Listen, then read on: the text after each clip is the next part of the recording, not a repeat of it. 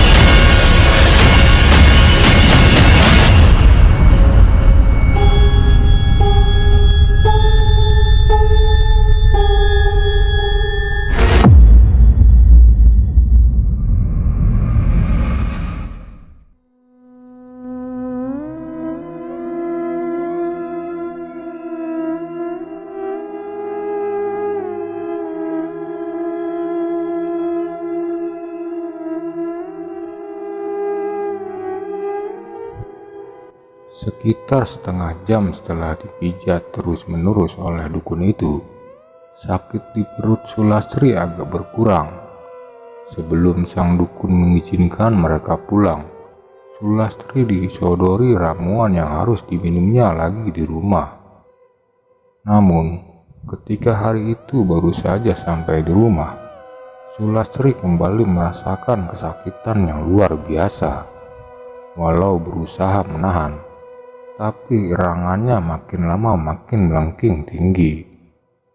Melihat keadaan istrinya yang begitu rupa, Haryadi tentu saja menjadi sangat cemas.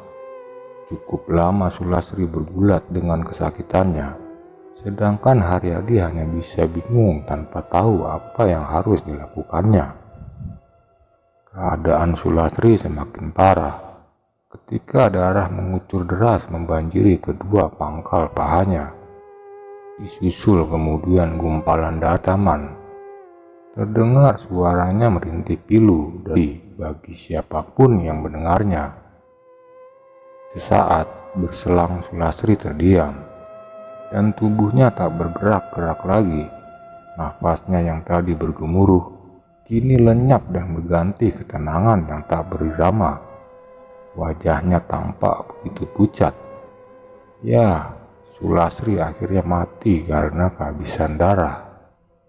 Melihat peristiwa tragis itu, spontan Haryadi terpakik sambil mengguncang-guncang tubuh istrinya. Dia menjerit-jerit memanggil nama istrinya, tapi Sulastri tetap terbujur kaku di tempatnya. Haryadi merasa sangat menyesal dan berdosa. Dia merasa telah membunuh istrinya sendiri. Dalam hati Haryadi mengutuki dirinya sendiri, tapi penyesalannya memang tiada berguna lagi.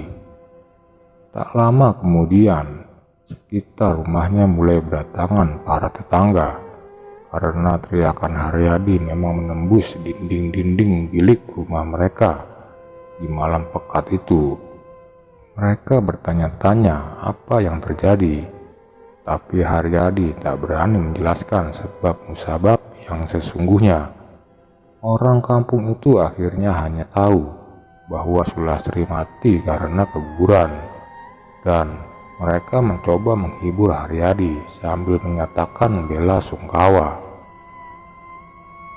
Para tetangganya menyuruh Haryadi untuk bersabar dan tawakal. Lantaran tak ada seorang manusia pun yang mampu mengelak diri dari takdir ilahi. Malam itu, beberapa hari setelah istrinya meninggal, seorang lelaki bernama Hasan datang ke rumah Haryadi. Wajahnya tampak begitu pias, seakan memendam ketakutan yang luar biasa. Dengan napas tersengal-sengal, dia memanggil-manggil Haryadi. "Ada apa di Hasan?" tanya Haryadi sedikit kaget. Dengan terbata-bata, Hasan menceritakan apa yang baru saja dialaminya. Pemuda itu baru saja melihat sosok Sulastri di kegelapan ujung jalan desa. Bahkan almarhumah istri Haryadi tersebut sempat berpesan kepada Hasan agar Haryadi menemuinya di tanah pemakaman pada esok malam. Serasa bagai disambar petir di siang bolong, Haryadi mendengar cerita pemuda itu. Sungguh rasanya tak masuk akal. Mana mungkin orang meninggal bisa bangkit lagi, apalagi sampai ingin ditemui di kuburannya. Begitulah hati Haryadi bertanya-tanya. Dan malam itu Haryadi semakin dilanda penyesalan dan ketakutan. Dia seakan merasa dikejar oleh bayangan yang tak berwujud. Keesokan harinya, peristiwa itu telah menyebar ke seluruh pelosok kampung. Semua warga mempergunjingkan kejadian aneh yang dialami oleh Hasan. Lalu, apa yang terjadi dengan Haryadi? Mulanya, Haryadi tak mau memenuhi permintaan almarhumah istrinya. Namun, atas bujukan orang kampung, dengan penuh rasa takut plus bersalah yang luar biasa, dia mau mengunjungi makam istrinya. Malam itu, udara agak lembab. Langit tampak hitam pekat, seakan bintang-bintang segan menampakkan dirinya. Angin bertiup agak kencang, membuat bulu kuduk Haryadi dan orang kampung pesisir Selat Sunda yang mengawalnya meremang tak terkendali. Batu-batu nisan di perkuburan itu bagaikan bayangan tangan setan yang siap mencengkeram siapa saja. Lolongan anjing yang terdengar melengking panjang di kejauhan, seolah memberi tanda bahwa sebentar lagi akan menjadi sesuatu yang mengerikan. Dengan penerangan obor, orang kampung mengantarkan Haryadi ke pemakaman Sulastri. Dan jarak sekitar 3 meter, mereka melepaskan Haryadi yang dengan kaki gemetar terus mendekati makam Sulastri.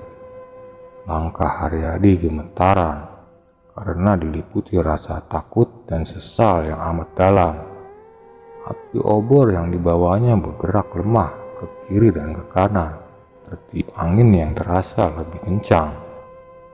Sementara itu, lolongan anjing kian jelas memecah kesunyian malam, seperti memberi isyarat maut bagi Haryadi. Sewaktu kaki Haryadi telah menginjak ujung makam, tiba-tiba tampak asap putih muncul dari kepala makam. Asap itu mulanya tipis saja, tapi kian lama kian menggumpal jelas.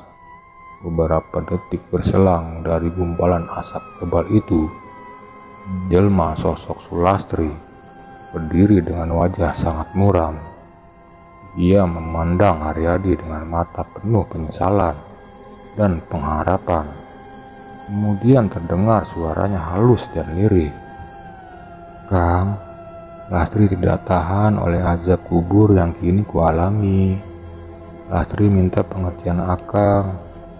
Lastri mohon agar Akang mau menemui Lastri untuk sama-sama merasakan penderitaan yang aku rasakan.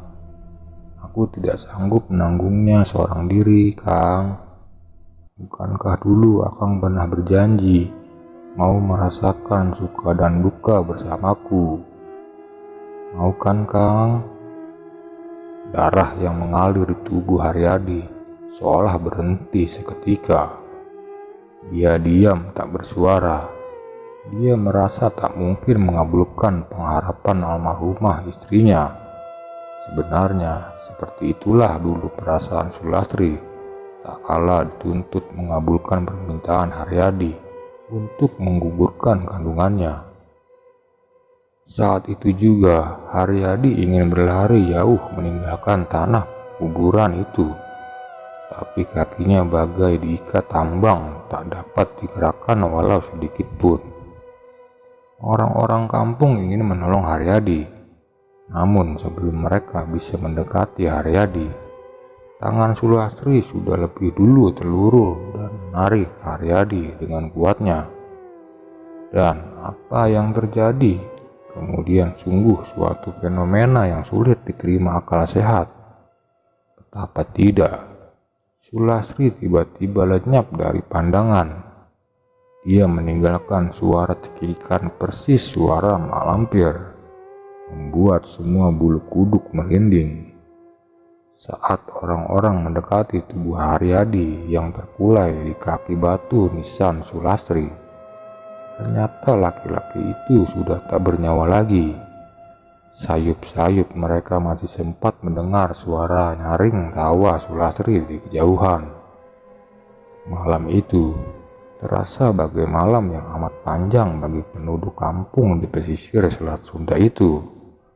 Lolongan anjing yang bersaut-sautan ditingkahi suara angin di area perkuburan itu, seolah mengiringi pergian Haryadi yang dijemput nyawanya oleh almarhumah istrinya sendiri.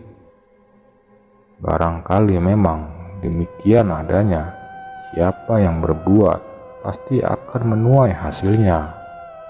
Semoga kita dapat memetik hikmah dari kisah mistis yang sangat aneh ini. Terima kasih pecinta misteri yang sudah menyimak video ini dari awal sampai akhir. Buat kalian yang suka dengan video ini, tinggalkan jejak komen, like, dan subscribe. Biarkan cerita ini memiliki rasa tersendiri, dan stop untuk membandingkan dengan cerita-cerita lainnya, karena setiap cerita tujuannya sama, agar kalian ikut merasakan dan tentunya belajar dari cerita itu. Sampai jumpa di cerita selanjutnya. Tumbang horor undur diri. Assalamualaikum warahmatullahi wabarakatuh.